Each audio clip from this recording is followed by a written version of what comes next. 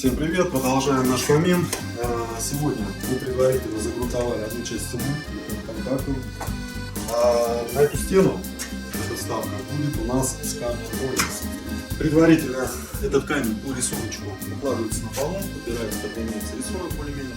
У нас будет вертикальное исполнение, волокно, сама структура камня. И, соответственно, эта часть стены у нас будет укладываться в Оникс. Другая часть камина у нас будет окрашиваться, будут краски хорошие, качественные, будут клеиться обои под покраску. Все покрасится, все в процессе обязательно вам покажем. Покажем конечный результат. Так что смотрите, ждите, может быть что-то повторите. Обои для покраски мы будем использовать этой фирмы. Очень качественные обои, структура.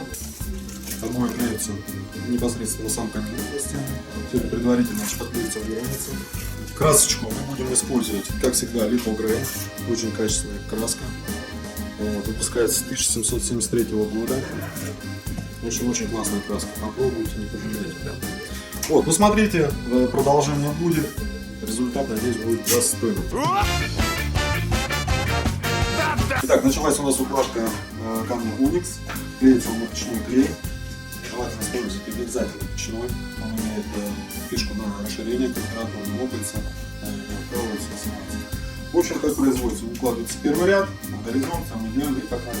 Используйте правильную раскладку. Разложили, есть маленький зазор, да, пару сантиметров. Дальше убираете последнюю, смещаете весь ряд и делаете по бокам две широкие. Так будет смотреться намного красивее. Потом есть розеточки. У нас в прошлом видео, если помните, они у нас присутствуют, демонтированы за счет того, что камень, сами Оникс, он толстый, 20 мм, у нас получится удобная розетка. Ничего страшного. Потом размер вырезайте сразу заранее по размеру подразделника. Есть 3 штуки, они 70, значит, 21 на 70.